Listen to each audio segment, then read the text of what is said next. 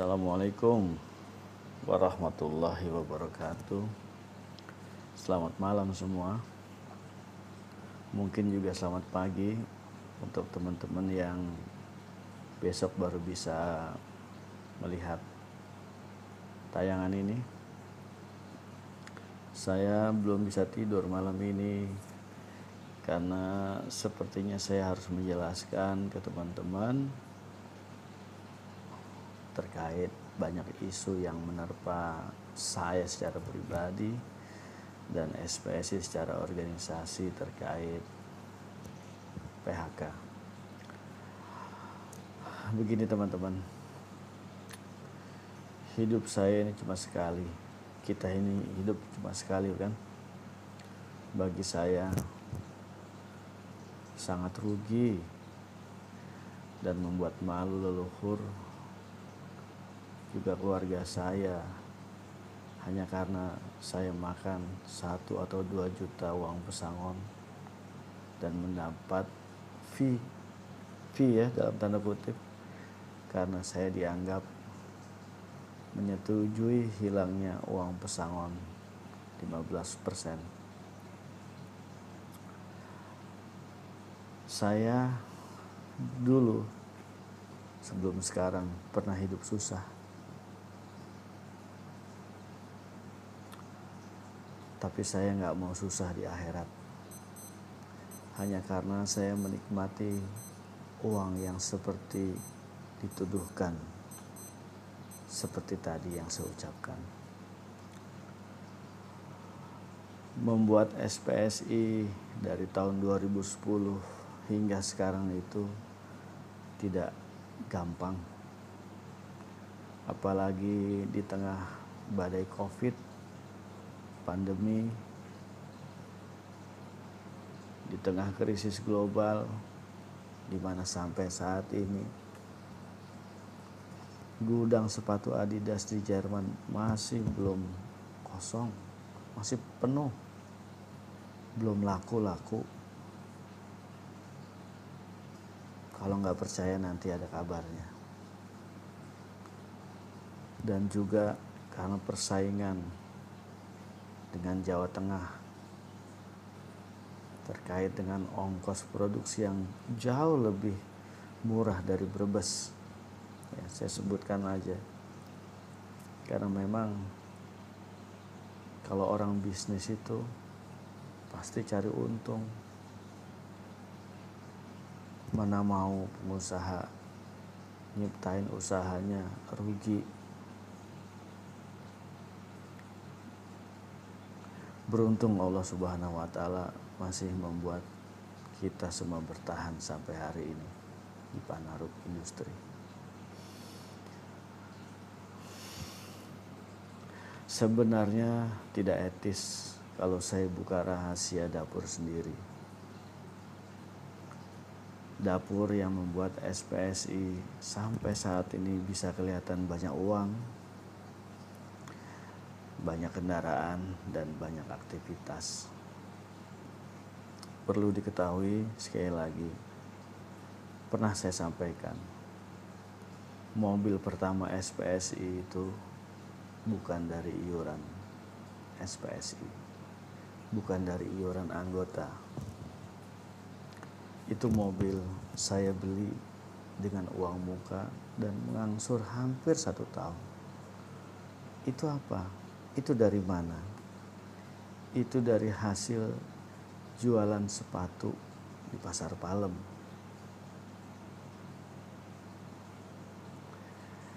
Di saat itu, teman-teman, jangankan buat beli mobil, untuk operasional setiap hari aja uang SPSI nggak cukup.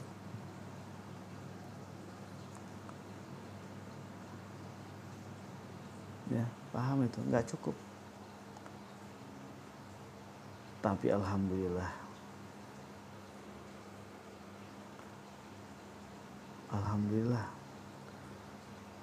berkat mobil pertama itu, dengan hasil saya jualan baju, saya DP-in sekitar 28 juta kalau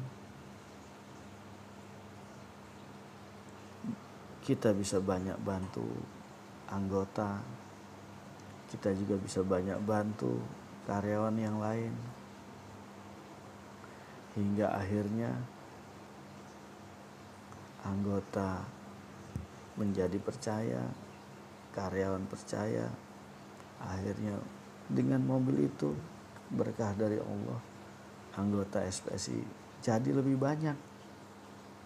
Gitu ceritanya. Dan alhamdulillah sudah 5 tahun mobil itu saya wakafkan untuk SPSI. Itu ada suratnya, surat wasiatnya. Dan semakin berjalan, semakin banyak juga keperluan ya. Anggota makin banyak, anggota minta ini, minta itu, programnya juga makin banyak, otomatis dana juga diperlukan makin banyak untuk menunjang kegiatan. Untuk itulah ya inovasi kreativitas saya dibutuhkan untuk tambal sulam kegiatan yang membutuhkan dana besar. Hingga akhirnya tahun 2020 itu rumah saya yang di Lebakwangi saya jual. Kalau nggak salah itu anggota SPSI juga yang beli rumah saya yang di Lebakwangi. Saya jual sekitar 200 juta. Sebagian besar dana hasil jual rumah tersebut kami pakai untuk penciptaan dan berjalannya Koperasi Pahlawan, Koperasi SPSI Pahlawan, yang sampai saat ini menjadi salah satu unit usaha SPSI. Kemudian sampai saat ini pula rumah saya yang di Priok, alhamdulillah sebelum jadi ketua SPSI, sebelum jadi ketua SPN tahun 2010, saya sudah punya 2 rumah ya. Nah, sampai sekarang sudah 3 kali rumah saya yang di Priok itu digadai ya. Itu kebanyakan untuk pembelian sembako setiap tahun dan keperluan-keperluan yang lain ya. Ini saya baru buka.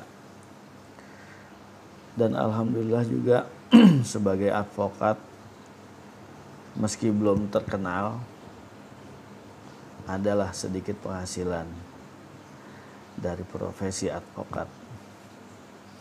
Ya alhamdulillah juga sebagian besar pendapatan dari profesi advokat banyak saya gunakan untuk operasional SPSI sehari-hari.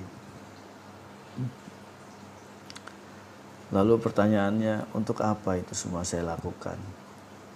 Rumah dijual, mobil saya wakafkan, rumah juga digadai, uang harusnya buat istri anak, entah buat beli apa lagi. Kenapa kita gunakan untuk SPSI?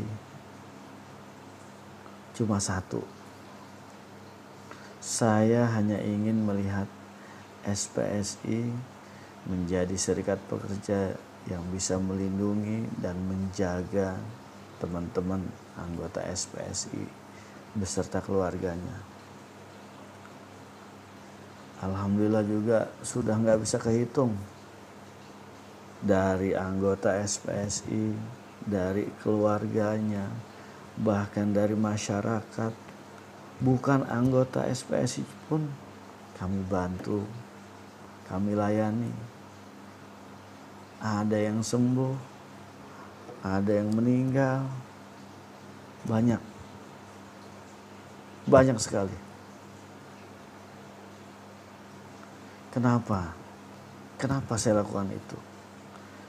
Karena tanpa fasilitas dan pendanaan yang kuat, mustahil serikat pekerja itu bisa melayani dan membantu anggota beserta keluarganya.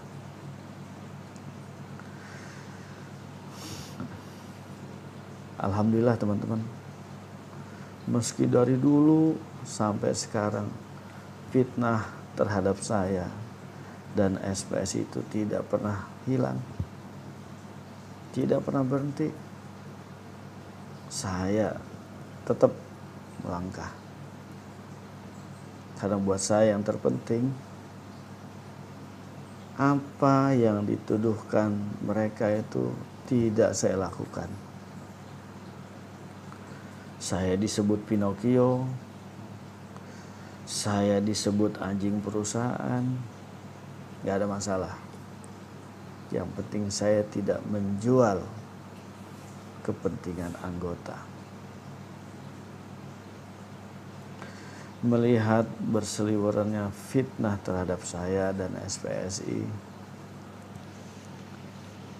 saya cuma bisa berdoa, teman-teman. Biar Allah Subhanahu wa Ta'ala yang membalasnya. Ada juga doa yang lain, teman-teman.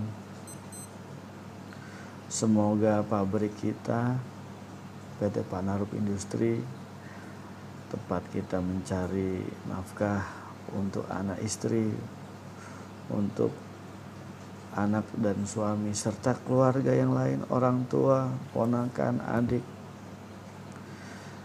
supaya tetap bisa beroperasi, tetap memberikan kita gaji.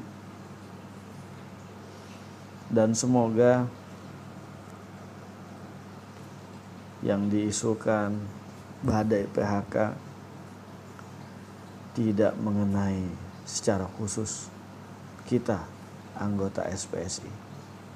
Saya sangat berdoa seperti itu. Dalam hal ini,